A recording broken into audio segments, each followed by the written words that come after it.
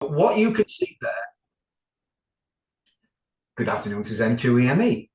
What you can see there on the screen is basically my 6-meter receiver. So that's what 6 meters looks like when I'm operating at my house. And I like that picture because it's got lots of color on it and it tells you lots of things. And I'm going to explain why I like it even more. That was just before I did a Zoom talk. So I was able to show people live what was happening. And also, we're going to come back to this, but this was done on a $35 receiver. Nothing flash, one of the new electronic $35 SDR receivers. Now, most of you that are sat there in the background in the kids' corner are going to say, those are things that are just toys. You can't do anything with those. I've been a radio ham for 84 years, and you're not going to teach me anything. My big radio does better than that. And that's fine. I've heard that about 5,000 times. Those of you who've played with SDRs are going to realize that basically the receiver that you've got in your radio is the weak point of your station. You've all got great transmitters, but the weak part is your receiver. And well, that's good. Ron's yawning already, so I'm not doing very well there. So I'm going to show you a couple of different things of how you can improve your receive.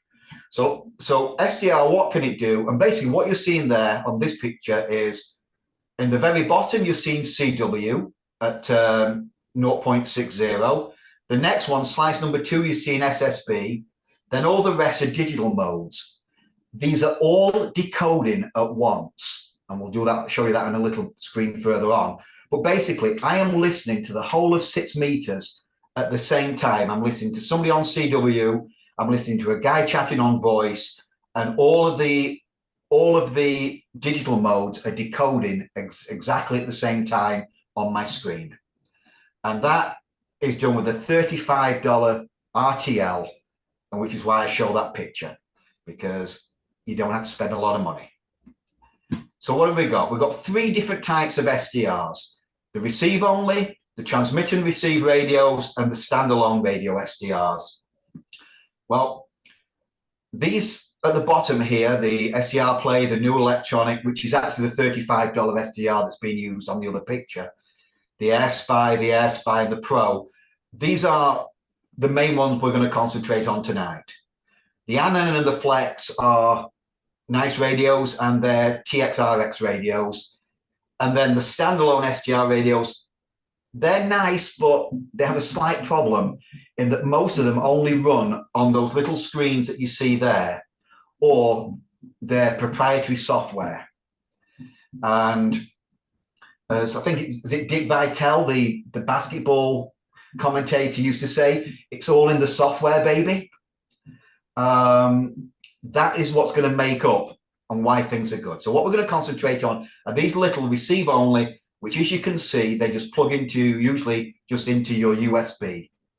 And whilst I'm on this page, this one here, which says the FunQ Dongle Pro Plus, is probably the best 2 meter and 70 centimeter receiver out there at the moment. The AirSpy R2 is most certainly the best 6 meter receiver out there.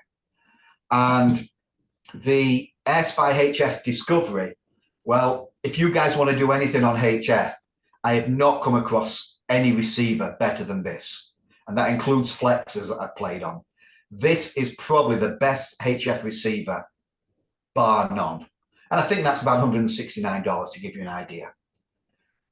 This little Newell electronic one, we do EME on 6 meters on that. And 6 meter EME is about as hard as it gets.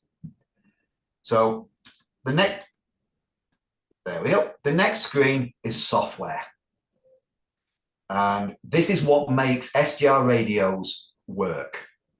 Those little plugins just go into your computer, but everything you do that you used to do on the front of your computer is now done on the software. And there's various ones I've got on there: SDR Touch, SDR Sharp, SDR Power SDR. But as I look around the room, most guys are in the 80s there, and you're not going to be around long enough to concentrate on anything but SDR console. As simple as that. Don't waste your time.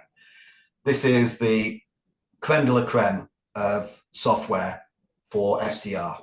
It's called SDR Console, and it's available on the web. It's a free download, although I do ask that if you get into SDR, you send the guy, $10 or whatever to buy his dog some food, because this is the best software you will play with out there. So what you do is you plug your little SDR in and you set it up. And again, this is a very quick talk. You set it up so that you can receive on the different frequencies, no matter what band you're on. You can see in the bottom here, it has external radio. This is so that the software tracks your transmitter, because you've all got great transmitters. What you don't have is wonderful receivers. So the transmitter that you've got laying around at home at the moment works perfect. What we want to do is upgrade your receiver. As mentioned before, this is WSJT decoding all of these different sections. So as you can see, I'm on 313 here. It says 315, but that's because of the way WSJT works. All of these little lines here are individual stations. So when you're listening to WSJT on your normal radio, you don't see all of this. But this is, every one of these little lines coming down the screen is a different station. Just like this is CW, and all of these signals here, and this section here in 50.40 to 5100, they're all CW. These are all SSB. These are all digital. What you get with an SDR receiver is the ability to see things. And I can tell you that many, many years ago, a friend of mine was trying to work some DX, K4N on some island somewhere. And he had an SDR running and had his normal radio running. And he never heard the stations once. But he managed to work them because he could read the CW going down the screen on the SDR. You can see a signal before you can hear it. So up here, you have all the different digital signals all coming down here and decoding at exactly the same time. So if you're trying to work some DX and you want to work VE3DZ, you can click there. And with some things I'll show you a little bit later on, your radio will change frequency and you'll be able to work them while still receiving on your SDR. What else can an SDR do? Again, this is very quick. We'll go through it and then go back to any questions, but very quickly. Beacons. This is 2 meters, and you can see it's got the name of the beacon that's being received, AB5N beacon, and you can see the other beacons popping up here above the noise. And then again on the bottom screen, you can see the beacons. People have told me in the past that an SDR is just a pan adapter. That's basically like buying a Ferrari just to go to Walmart. It'll do it, but you're certainly wasting your time. You want to be doing something better with it. So don't think of an SDR as just a pan adapter. It is going to be your main receiver. Anybody into satellites in the club? This is what satellites look like when you're doing SDR. And with SDR Console, there's a whole second section of it devoted to satellites. And you can see your bat wings there for those stations that do satellites and use the bat wings for frequency guide. There's some SSB coming down. Also, SDR Console tracks the satellite Doppler.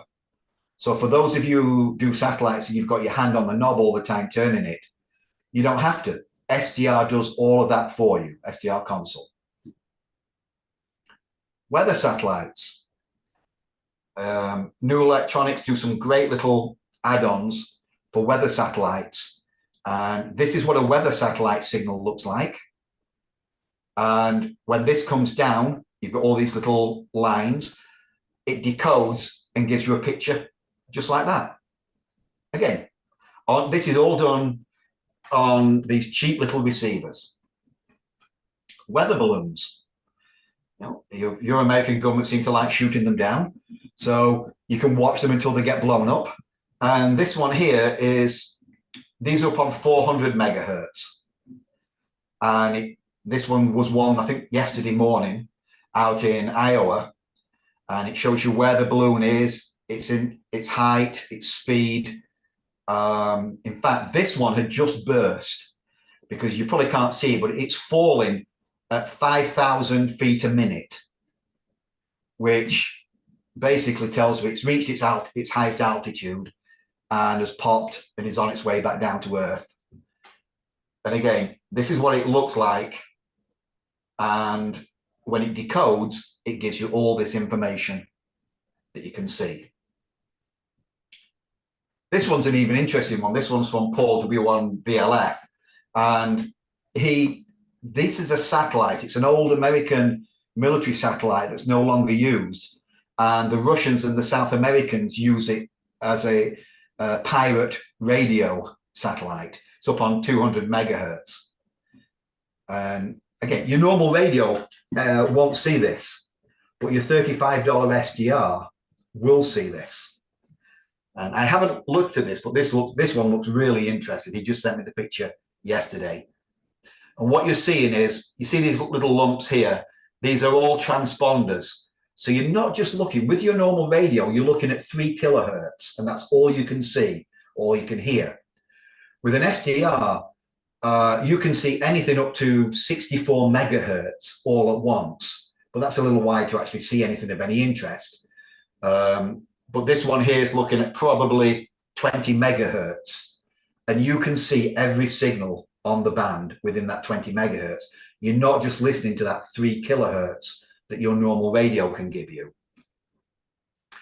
So how to integrate your SDR?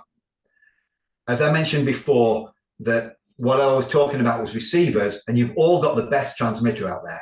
We don't need anything any better. We've all got good enough transmitters. There are various companies that do different boxes, and most of you will be familiar with MFJ. So what you do is you connect your antenna here, you connect your transceiver here, and you connect your SDR here. I'm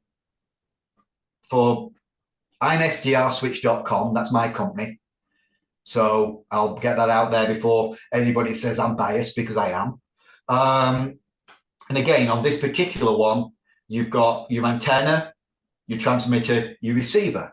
And what happens on all of these, to some way or the other, is when you receive on your RTL, on your SDR. When you transmit on your normal rig. And the software in SDR console, which we mentioned earlier, that links everything together, so that when you click on this waterfall somewhere, let's go with this picture here. When you click on the waterfall here somewhere, your rig will change frequency, your transmitter, so that your transmitter and your receiver show exactly the same frequency and are working on the same part of the band. And that will normally, when show up here, you can't see if it says non-tracking. If I was tracking my transmitter frequency, my 7300, IC 7300, would actually have its frequency here and change frequency when I click on any of these memories. So all of these switches do something similar, but let's just go to the next screen. Specifications matter. Okay, we're all familiar with MFJ, and they're the best-selling switch out there. They're the #1 selling switch out there by far. I don't know how many of you guys do VHF, but on 70 centimeters, the MFJ version has 19 dB insertion loss.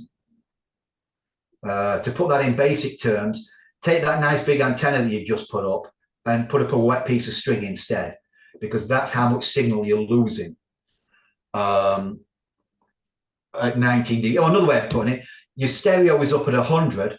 You put the MFJ switch in line, you're now listening to your stereo on 1. Not really good. I come at these from the EME point of view, as my call sign says. So everything in mine is low loss. To give you an example, I think I come in at 0.8 dB on on 70 centimeters compared with 19 dB. So when you're looking for a switch, you choose which one works best for you. Do your research. The only one I would say leave alone is this switch here in the bottom corner is a Chinese one from Amazon. I think it's up to something like 112 dB insertion loss. And these are not my figures. These are figures other people have, taken and measured for me and sent me them. So skip that one. The other ones, choose whichever one works best for you. How do you integrate these into your system? You can see the different systems here. There's two different switch styles. One of them, you're only going to use your SDR for receive and your rig for transmit. So on this particular picture here, you can see it's set up for 6 meters. You've come out into an LNA. Preamps are very, very important in ham radio, LNAs. In the olden days, you used to put an LNA in line because your coax had such high loss on it, you wanted to take up the loss. That's irrelevant now because good coax is so cheap that it doesn't apply. What applies, though, is still what applies, your initial noise figure. An LNA sets your noise figure for your receiver. So no matter whether you're doing an SDR or just a normal radio, once you start getting up above to 6 meters or above, you need an LNA in there. And forget the gain on it. The gain's not relevant. What's relevant is the noise figure. So this one is just using the SDR to receive. Obviously, this would plug into a computer and the rig for transmitting. This particular one is set up because most people don't believe that an SDR is any good. So they want to hear on their normal receiver and an SDR at the same time until they get to the point where they realize, well, yeah, okay, just turn the volume down on the radio because Paul wasn't lying to us, despite what it sounded like. So this one allows you to come into a splitter and feedback so you receive on your SDR and on your normal radio. And these are available on all the different ones. I just chose these pictures because I've got them lying around. The last picture up here is I'm just showing how you can take one antenna and split it to multiple SDRs so that you can use them on different bands at the same time off one antenna. As I mentioned, LNAs are very, very important, not because of the coax loss, but because of they set the initial noise figure for your receiver, be it an SDR or be it your normal rig. And I'm going through these very quickly, guys, just because of your time limit on here. I trimmed this down. Bandpass filters. SDRs do not come with a filter in general. So you're going to have to put a filter in depending on what band you want to operate, be it HF, be it 2 meters, whatever. Think of your normal radio without any filters in and what that would sound like. The same on an SDR. And again, splitters, so you can split out to more than one different receiver. So that was a very quick, so we'll just go back up here. That was a very quick talk. And this is what a receiver looks like to people who do SDRs. You can see that you've got a lot more information there. That is what an SDR will give you. Now, obviously, that is a very, very quick view of what an SDR could do. I'm going to go for questions because I cut this talk very, very short to fit it in with the half-an-hour time limit. We would normally go through how other things you can do with it and how you would set this up. But this really is what is probably the best receiver you're going to get in your shack. And you can start this on $35. In fact, I listened to a talk the other day by a gentleman who's worked all 488 grid squares in the USA. And he commented that he has an AirSpy R2 on 6 meters. And he also has a Flex 6600. And he commented that the AirSpy and SDR console is a better receiver on SSB and CW, as well as on the WSJT modes, than his Flex 6600. Now, how much of that you believe is up to you. And with that, I've got to stop sharing, and well, I'll take some questions, if any, please. So I have a question. Can you hear me? I have a question. Yeah, go ahead, Terry. Nice to see you. Been a few years. Yeah. I cannot recall where I've seen you at, maybe at the VHF conference or where, but anyway, my question is, what do you have? Do you have any comments about the latency in SDRs versus normal superhits? You're going to notice a bit of latency on CW, and that's the only place you'll notice it. And the only reason you'll notice the latency is that you're watching the signal. So you're visually seeing the signal before you're actually hearing it. If you were doing CW and not doing that, and it's to do with it, latency is how long it takes for the signal to go through your computer system and get to your speakers. On any other mode than CW, you're not going to notice it. On CW, you will notice it if you're watching the waterfall. So we have a CW signal here, and we're talking very, very, very milliseconds. Nothing, if you are contesting at, 30 words a minute, you may notice it. But for normal guys working on CW rag chewing or something, or CW DXing, it's not going to be that bad that you're going to go, ouch, I can't do this. Okay, another comment is that earlier you said we all have good transmitters.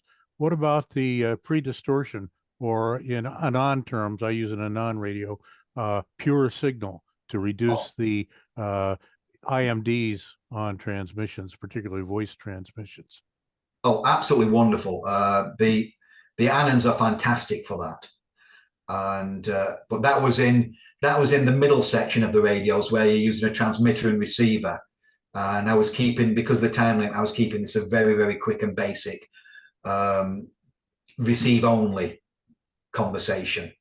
I'll actually put some links on the SDRswitch.com website. I'll put some links together in the next few days that will show you some videos by other guys that will tell you more about what Terry's talking about there. Anything else, Terry?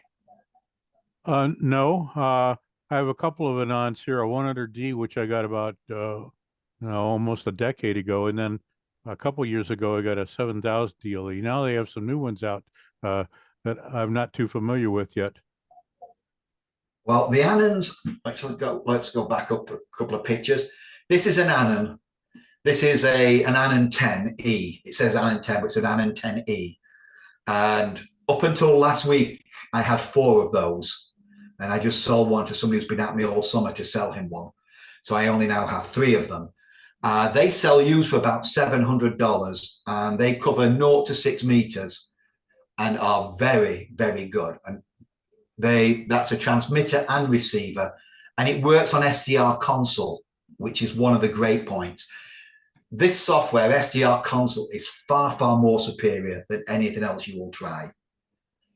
Does that software also support transmit or only receive? It's transceive. Oh, it does. So you could run it on a 7000 DLE. Yes, I believe so. He's got a list of all the ones. Anything that runs protocol 2, in your words. So yep, I use Thetis, but that's a variation of the HPSDR software. So I'll have to try the SDR console and see if I can transmit with it. You can. What you will get another one of these come up, but over on the opposite side of your screen that has all your transmitter settings on, and it'll just say TX on it. So you end up with all your receive settings on the left-hand side and your transmitter settings on the right-hand side. I actually have a question for the room, just to get a sense of what people are taking from this. How many people here have used one of the SDRs like he's presented? 1, 2, 3, 4, 5, 6, 7, 8. Now, about 9 or 10 of us in the room. How many on Zoom? I'm just curious.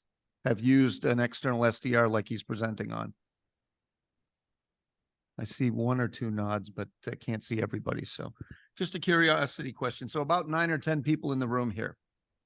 Well, that's great, because that means that a lot of you can spend your $35 and go and get something new to play with. These are not toys. These are serious receivers. If anybody, Lance, a gentleman out from Minnesota, goes to all these really rare islands and does 6 meters EME on a single antenna. Now, I have 4 antennas at home on 6 meters for EME, and I can tell you 6 meters EME is the hardest mode I have ever done. I've done 10 gigs EME, everything on there, but 6 meters EME is the hardest band to do.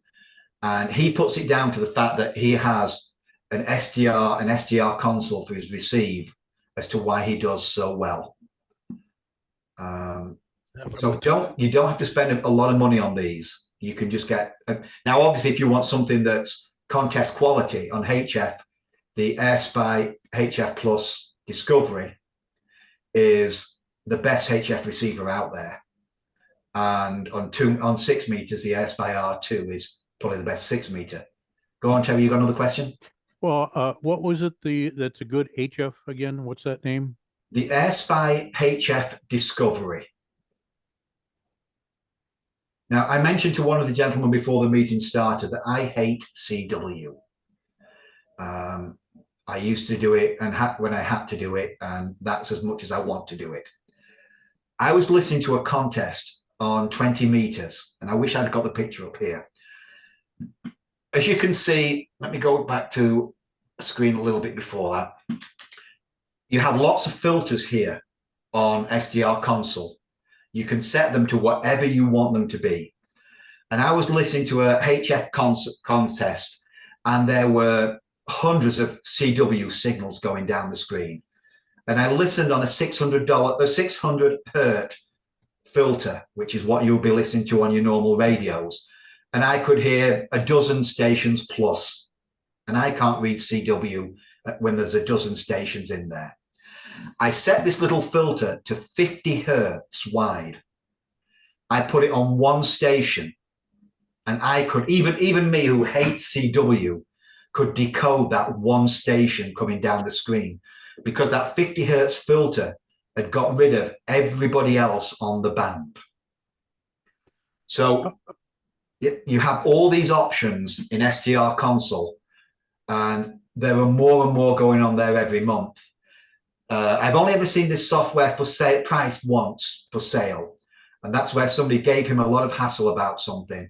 And he explained to them that for what they wanted, they needed to buy the commercial version of it, which was available at $7,000 a copy and comes in with all the support that they wanted.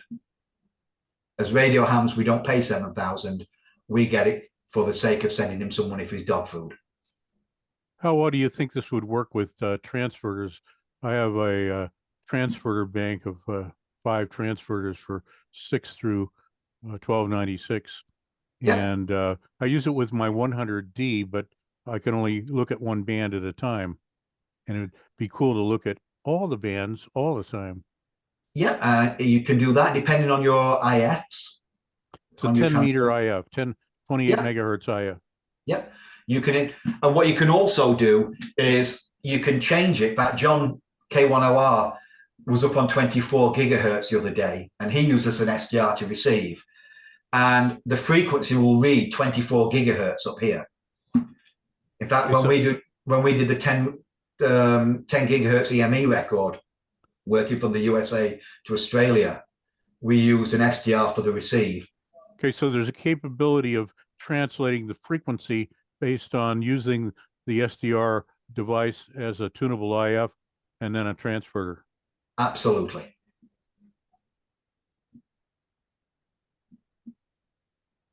Hey, Paul. And where you know me from, Terry, is I sell the Larkin and the Harris amplifiers.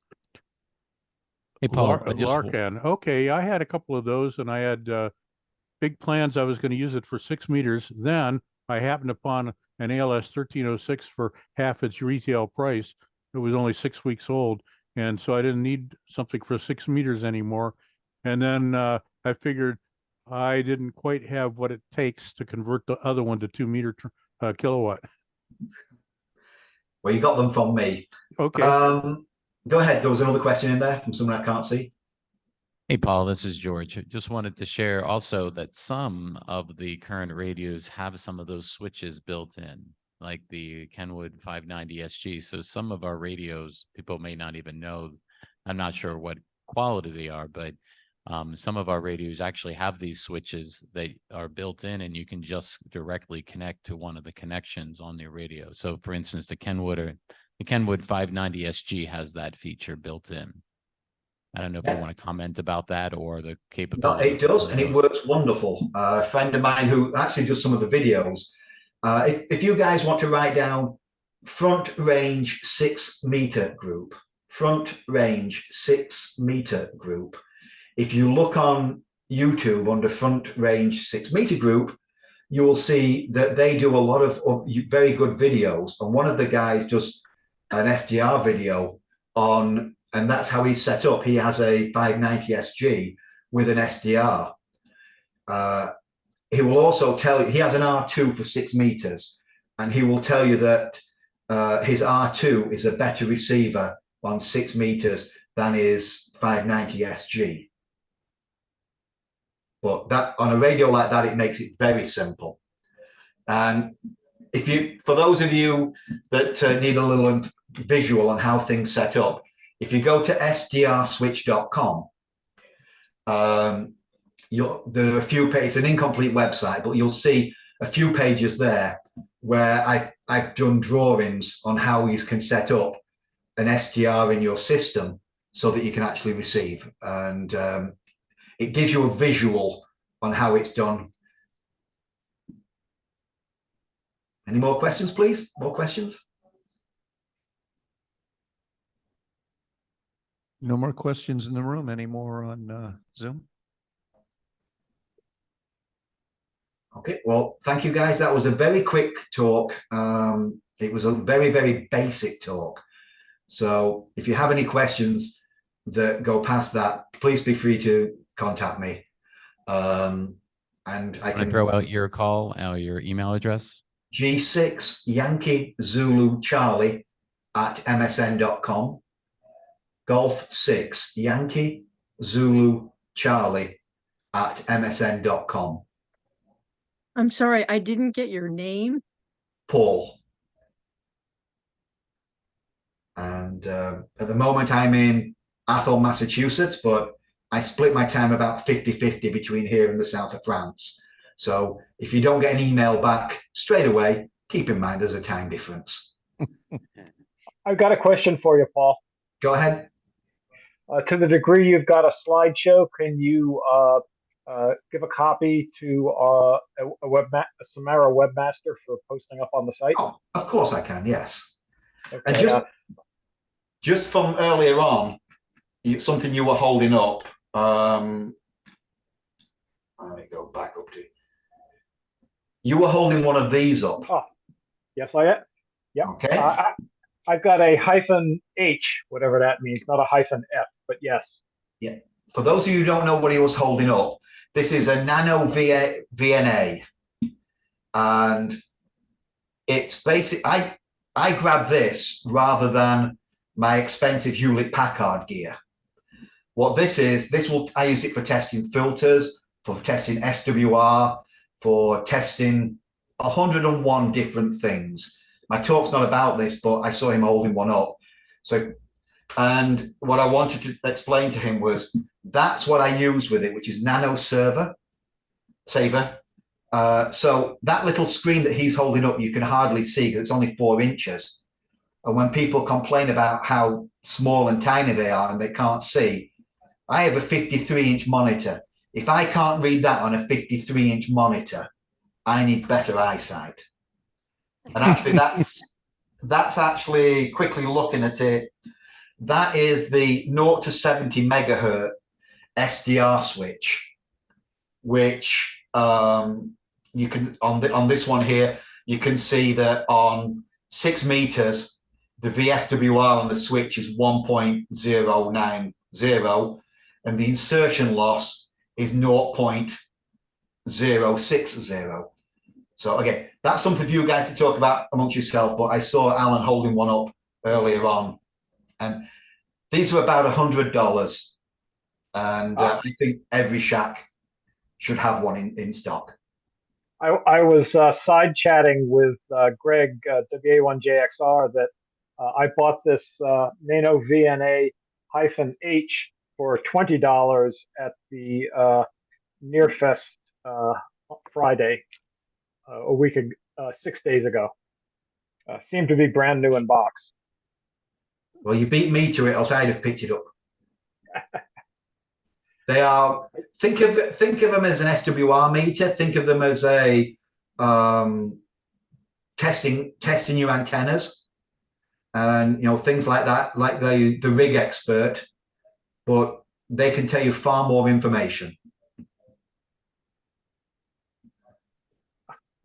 Okay. Oh, I installed Nano VNA Saver on my desktop system, and I see it even has a piece of the GUI for time domain reflectometry estimated cable length, which used to be used to determine nuclear weapon yield. I only use that part for working out where the fault on the cable is on the coaxes. Yeah, they used to put core memory-based PDP-11s in the trailer at the top of the borehole for the nuclear weapon tests. And when they lit off the device, it would log data on how fast the Ethernet cable they just dangled down the hole was being short. And after the trailer was bounced up in the air, sometimes it came down on its wheels, sometimes it came down on its side. But no matter what happened to the PDP-11, the core memory in it still had the time versus cable length data that they used to compute yield. Okay, we're off topic.